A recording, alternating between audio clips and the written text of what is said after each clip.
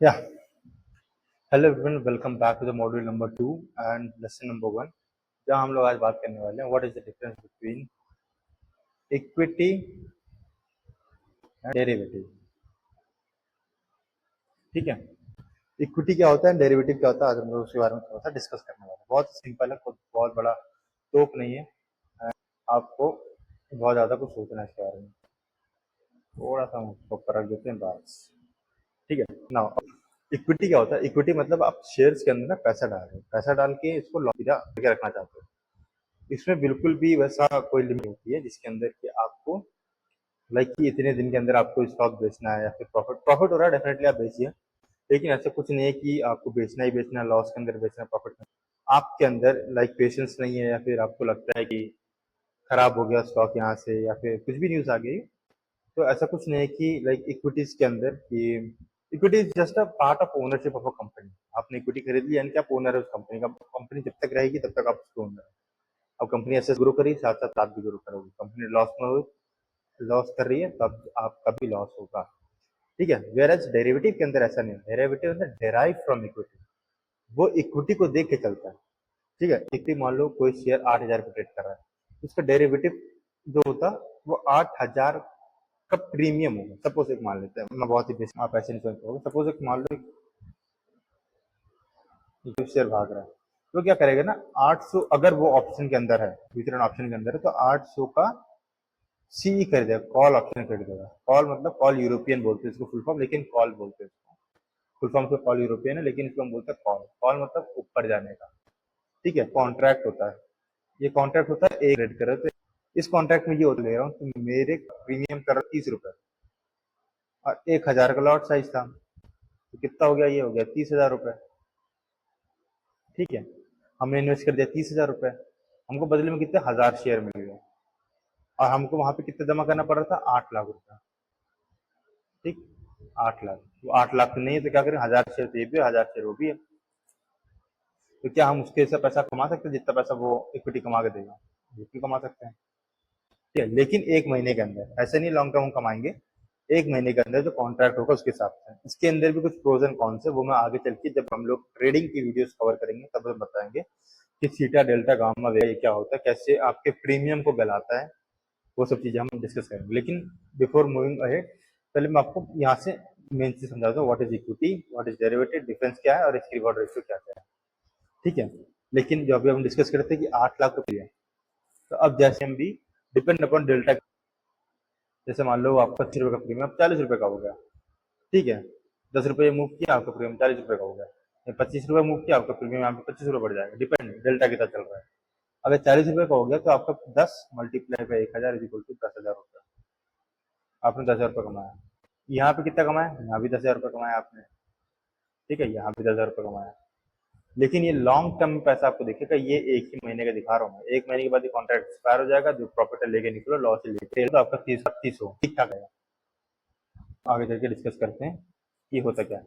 Equity share क्या था, what is equity, what is derivative, what is difference between both of them, and risk reward ratio क्या होता है। ठीक है, किसी कंपनी के स्टॉक शेयर खरीद रहे हैं तो उसको इक्विटी बोलते हैं।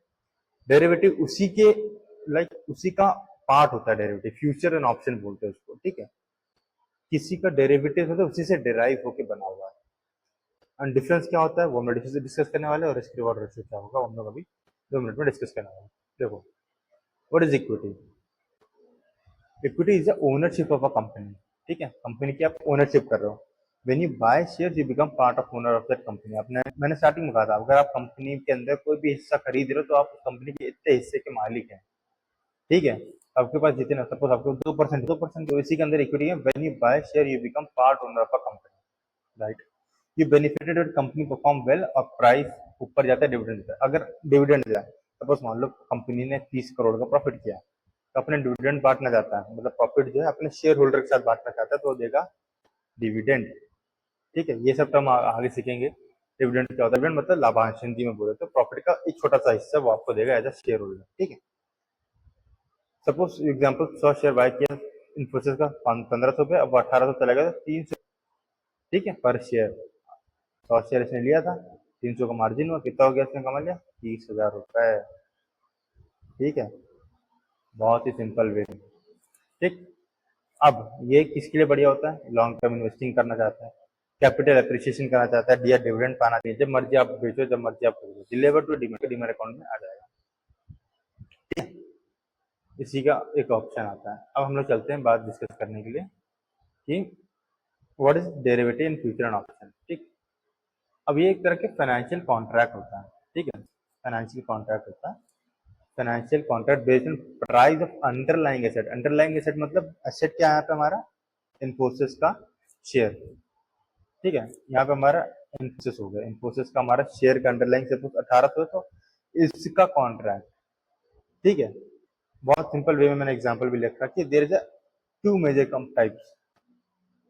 एक फ्यूचर है, एग्रीमेंट होता है बायर और सेलर के बीच में एक फिक्स डेट पे। इसके एक बहुत बेसिक एग्जांपल देता हूँ। सपोज हम लोग ने एक जमीन देखी है जो कि एयरपोर्ट के पास है। ठीक है, ए सेलर है, बी बायर है। ठीक है, अब ए बोल रहा है कि यार मेरे को जमीन बेचनी है। ठीक है, लेकिन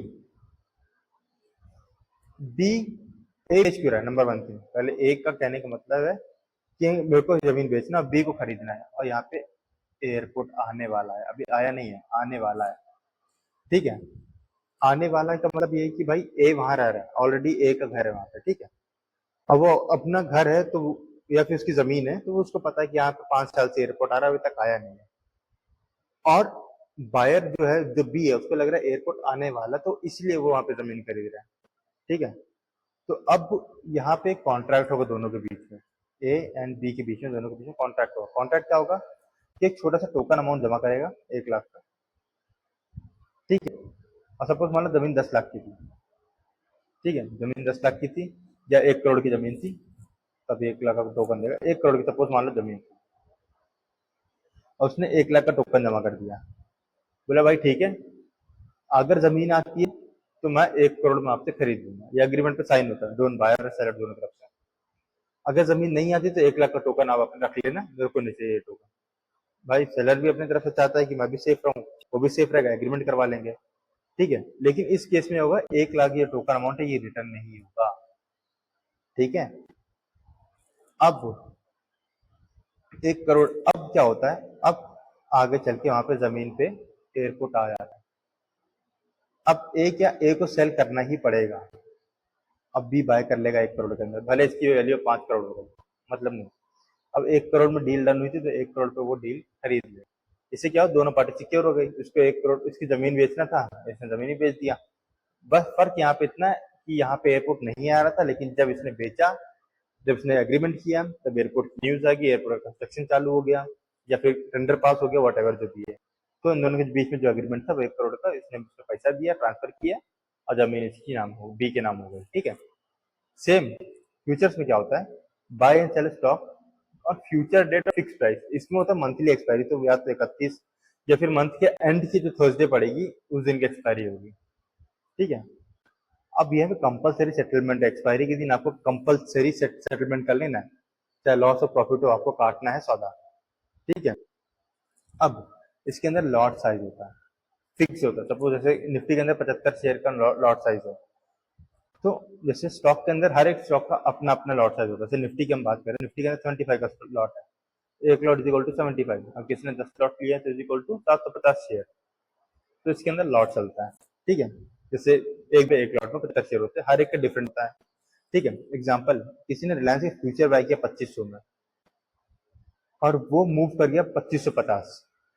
ठीक है, तो आपने पर लॉट 50 रुपए कमाए।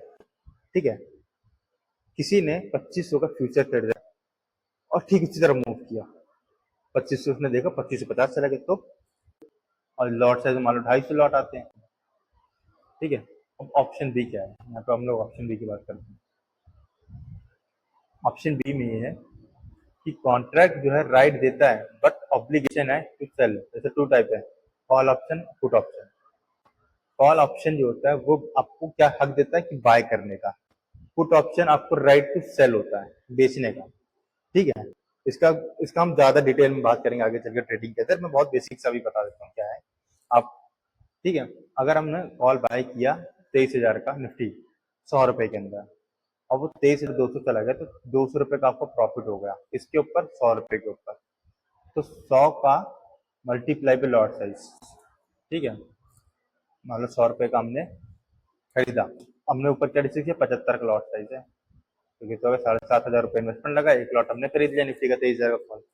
अब निफ्टी चला गया 23,200, एक लॉट का कितना प्रॉफिट हो, 200 रुपए। तो 200 रुपए प्लस 75 इज इक्वल टू कितना हुआ, 14,000 समथिंग या 15,000, 15,000 रुपये हो गया।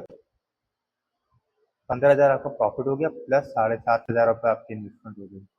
जो भी पैसा आपने लगाया था, 15 जितना होता है, 15 5 इधर और 15 16 17 18 19 20 21 देंगे, चार्जेस चार्जेस काटने के बाद जो छोटा मोटा 500 200 रुपये काटे, उतना प्रॉफिट आपकी जेब में आएगा, इन्वेस्टमेंट प्लस प्रॉफिट दोनों, ठीक है। ये बहुत बेसिक्स एग्जांपल है, आगे हम लोग ट्रेडिंग वाली वीडियो में कवर करेंगे, बहुत डिटेल के अंदर उसमें कवर करेंगे, ठीक है। अभी अगर नहीं समझ में आ रहा तो कोई बात नहीं, हम आगे चले कवर करने वाले, लेकिन बेसिक से समझ लो, अगर आपने ऑप्शन खरीदा, अगर वो आपका अंडरलाइंग एसेट मूव करता है, तब आपका ऑप्शन का प्रीमियम भी अच्छे से मूव करता है। हम लोगों ने डिस्कस किया कि इक्विटी डेरिवेटिव के बीच में एक कंपैरिजन टेबल बनाया, ठीक है। फीचर क्या है, फीचर हमने यहाँ पे ले लिया इक्विटी और डेरिवेटिव। ओनर्स की बेसिस पर अगर हम बात करें तो इसमें कोई ओनरशिप नहीं मिलती है एफएनओ के अंदर, ठीक है। वेरस इक्विटी के अंदर आपको ओनरशिप मिलती है, यानी कि इन फ्यूचर डिविडेंड देगा तो आपको मिलेगा, आपने इसमें डिविडेंड वगैरह कुछ नहीं मिलेगा, बोनस वोनस कुछ नहीं मिलेगा। आपने भैया कॉन्ट्रैक्ट खरीदा है, जाएगा तो जाएगा, नहीं जाएगा नहीं जाएगा। रिस्क लिमिटेड होता है, कितनी जितना अमाउंट आपका इन्वेस्टेड है, सपोज मैंने 5,000 रुपये इन्वेस्ट किया, तो मेरा 5,000 ही इन्वेस्टमेंट अमाउंट का रिस्क है। इसके अंदर हाई होता है क्योंकि इसमें लेवरेज मिल जाता है, लेवरेज मतलब कि आपको एक तरह से कह सकते हो मार्जिन मिल जाता है कि और आप, लेकिन भाई माल नहीं चला तो 5,000 के हिसाब से लॉस होगा आपका, जेम से 5,000 रुपये का आपका लॉस है। तो यहाँ पर लेवरेज की चीजें होती है। रिवॉर्ड क्या है, अनलिमिटेड, के अंदर अनलिमिटेड इन फ्यूचर और लिमिटेड इन ऑप्शन, ऑप्शन के अंदर लिमिटेड प्रॉफिट होता है, क्योंकि ऑप्शन एक दिन एक्सपायर होने वाला है, ठीक है, उसमें थीटा भी होता है। फ्यूचर अंदर ये है कि भाई आपने जब खरीदा, आप उसको कवर, उसको रोल ओवर कर सकते हो, चलाते रह सकते हो, धीरे धीरे धीरे धीरे। ऑप्शन के अंदर लिमिटेड है कि भाई मान लो 500 रुपये पड़ गया प्रीमियम आपका, तो 1,000 क्वांटिटी 5 लाख रुपये हो गया। तो ऑप्शन के अंदर आपका लिमिटेड प्रॉफिट होता है। Capital required full share price, जिसमें मार्जिन होता है, बहुत कम कैपिटल लगता है, आपको पूरा पैसा नहीं देना होता, मार्जिन दो, आप उस पर्टिकुलर स्टॉक का इतनी क्वांटिटी खरीद सकते हो, ठीक है, मार्जिन इसमें होता है। होल्डिंग पीरियड अनलिमिटेड, मैंने जैसे कहा था, आपकी मर्जी, जब बेचना चाहो बेचो। इसके अंदर 1 मंथ या 1 वीक हो सकता है, जैसे मंथली एक्सपायरी होती है निफ्टी की, और सॉरी वीकली एक्सपायरी होती है निफ्टी की, और मंथली होती है स्टॉक की और बैंक निफ्टी की, करंट टाइम का बार होगा। लेवरेज क्या हो, इसके अंदर लेवरेज होता है, डेफिनेटली इक्विटी के अंदर आपको लेवरेज नहीं मिलता है, और वेरएज आपको बैंक निफ्टी के अंदर या इंडेक्स के अंदर आपको लेवरेज देखने को मिल सकता है। कितना लेवरेज हो सकता है, 5 से 10%, डिपेंड करता है आपका ब्रोकर देता है कि नहीं देता है। आज की डेट में लेवरेज तो बंद हो गया ऑनेस्टली, 1.32 समथिंग कुछ कम मिलता है तो मिलता है, नहीं तो वो भी नहीं मिलता। आइडियल किसके लिए अच्छा है, लॉन्ग टर्म इन्वेस्टर के लिए इक्विटी बहुत बढ़िया है, ठीक है। और ट्रेडर, जो ट्रेडर होता है, या हेजर्स, हेजर्स मतलब कि जिसको अपनी पोजीशन हेज करके रखनी है। हेज मतलब कि हमने बहुत बड़ी क्वांटिटी खरीदी है निफ्टी, सपोज मैंने एक स्टॉक खरीदा एक्स नाम का, ठीक है, 10 लाख शेयर खरीदे। अब भाई ऊपर नहीं जा रहा, तो अब मैं सोच रहा हूँ यार ऊपर भी नहीं जाएगा या नीचे जाएगा, उल्टा सीधा ना हो जाए, तो ना, अगर मान लो से नीचे गिर गया तो मैं क्या करूंगा, उसका पुट खरीद लूंगा, बाय कर लूंगा, पुट बाय कर लूंगा। ये एक तरह से प्रीमियम होता है, सिक्योरिटी अमाउंट समझ सकते हो। ये 1 लाख रुपए आपको और देना पड़ेगा, आपको 10 लाख का शेयर कवर हो जाएगा। अगर आपका मान लो ऊपर से 10 रुपए नीचे गिरता है, तो आपका प्रीमियम जो आपने 100 रुपए में लिया होगा, ये बढ़ के 110 हो जाएगा। तो मोटा मोटा आप हेज कर लोगे अपनी पोजिशन। नहीं समझ में आया कोई बात नहीं, ट्रेडिंग वाली वीडियो में कवर करेंगे, उसमें समझ जाओगे, ठीक है। एग्जाम्पल हमने देख लिया, टीसीएस 3,500 रुपए का आपने खरीदा, जब मर्जी होल्ड करना करो। वेर इसके अंदर ऑप्शन के अंदर क्या है, आपने टीसीएस खरीदा फ्यूचर और 3600 को ऑप्शन बाय कर लिया। अगर आपका टीसीएस बढ़ता जा रहा है तो 36 हो जाएगा, 33 हो जाएगा, प्रीमियम बढ़ता जाएगा, फ्यूचर का प्राइस बढ़ता जाएगा, ठीक है। तो अभी हम लोगों ने इसके अंदर क्या क्या सीखा, हम लोगों ने बस अभी सीखा है कि what is difference between, main difference between equity derivative, जिसके अंदर आइडियल फॉर बिगिनर क्या है, लॉन्ग टर्म इन्वेस्टर के हिसाब से क्या है, वेल्थ बिल्डर है, ये सेफर है, लो वॉलिटिलिटी होती है। ये जैसे कि हम लोग ऑप्शन करते हैं, तो ट्रेड का एक्सपीरियंस जिसमें पूरा नहीं किया, हम लोग 5 साल ऑलरेडी मार्केट के अंदर है, 24 घंटे वही काम करना, सुबह देखो तो चार्ट पढ़ना, शाम को देखो चार्ट पढ़ना, फॉरेन मार्केट देखना, ये देखना वो देखना। तो explore hedging and short term profit बनाना, ठीक है भाई। जैसे मैंने अभी आपको प्रॉफिट कोई मैं होल्ड करके नहीं ले गया, या तो फिर मैं लंबा एक्सपायरी देख रहा हूँ, ठीक है, लेकिन मुझे बेचना ही बेचना है। कितना ले लूंगा मैं, 6 महीने का, लेकिन बेचना तो है ना एक ना टाइम। 6 महीने खत्म, मार्जिन खत्म, बेचो माल को, ठीक है। हेजिंग के लिए होता है, शॉर्ट टर्म प्रॉफिट के लिए होता है। फिर उसके बाद डिसिप्लिन और रिस्क मैनेजमेंट, ये बहुत ज्यादा जरूरी है। रिस्क मैनेजमेंट अगर ये नहीं है तो मेरे प्रॉफिट लॉस आपने देखे ही है, 6-6 लाख के उस तरह के लॉस आपको देखने को मिलेंगे। अब बिगिनर के लिए ये बिल्कुल भी नहीं है, नॉट फॉर टोटल बिगिनर। आप एकदम आज मार्केट में आप ट्रेडिंग करने घुसे हो, ऑप्शन खरीद के बैठ गए, लॉस हो गया, तो आपके लिए बिल्कुल भी नहीं, क्योंकि आपको बहुत पैसा चला जाएगा इसके अंदर, ठीक है। तो यार this is for all right now. और हम लोग देखते हैं और कुछ है क्या। और कुछ नहीं खास, इतना हम लोग में आया था, समरी हम लोग ने यहाँ पे दे दिया आपको। बेटर आपके लिए क्या है, इक्विटी है चाहे अपना इक्विटी ओनरशिप मिलती है, डेरिवेटिव कॉन्ट्रैक्ट होता है। इक्विटी सेफ होता है, लॉन्ग टर्म और डिलीवरी बेस के लिए अच्छा होता है। डेरिवेटिव रिस्की होता है, शॉर्ट टर्म और लेवरेज के लिए यूज होता है, ठीक है। You can make profit both, but F much risk, higher risk है। एक होता है रिस्क और रिस्क, डबल रिस्क, डबल जितना रिस्क समझ सकते हैं, बहुत रिस्क होता है इसके अंदर। लेकिन higher the risk higher the profit, ये भी समझ लो। मैं डरा नहीं रहा हूँ, रिस्क होता है लेकिन प्रॉफिट भी उस हिसाब से होता है। अगर आपने रिस्क को मैनेज करके रखा हुआ है तब डरने की बात नहीं है। रिस्क मैनेज नहीं है तब डेफिनेटली डरने की बात है। आपको टाइम देखना पड़ेगा, क्या चल रहा है क्या नहीं चल रहा है, उसी हिसाब से आपको ट्रेड लेना पड़ेगा। एफ आप तभी अंडरस्टैंड कर सकते हो जब आपको इक्विटी अच्छे से पता है। इसीलिए मैं आपको पहले इक्विटी के बारे में थोड़ा सा बता रहा हूँ कि इक्विटी आप समझ जाओगे तो बहुत ईजी है आपके लिए ट्रेडिंग करना, ठीक है। कोई बहुत बड़ा स्कोप नहीं है ट्रेडिंग करना। ट्रेडिंग में टाइम लगता है, पेशेंस चाहिए, डिसिप्लिन चाहिए, मेन चीज कैपिटल चाहिए, ठीक है, वो भी बहुत जरूरी है। अगर आप 10 लाख रुपए लेके आ रहे हो तब आप कुछ ट्रेड कर सकते हो, ऑनेस्टली बता रहा हूँ। अगर आप 1 लाख रुपए लेके आ रहे हो तो वो पैसा डुबाने के लिए ही लेके आना। अगर आप सोच रहे हो मैं 1 लाख से 10 लाख बना लूंगा, बिल्कुल पॉसिबल है, मैं बोल नहीं रहा, लेकिन 1-2% चांस है क्यों बने। 90%, 99% चांस है फेल हो, 1 लाख जीरो होने वाला है अनटिल अनलेस आप एक अच्छा से रिस्क मैनेज करके नहीं चल रहे हो, ठीक है। वो हम चीज आगे डिस्कस करेंगे, how to manage risk and how to mitigate your losses, profit कैसे करना है, कौन कौन से स्टॉक में ट्रेड लेना है, कौन कौन से स्टॉक मैं जिसमें ट्रेड करता हूँ वो भी मैं आपको लिस्ट शेयर कर दूंगा। तब तक के लिए बाय बाय, टेक केयर। जो भी डाउट सब कुछ क्लियर हो जाएगा। Bye bye and take care.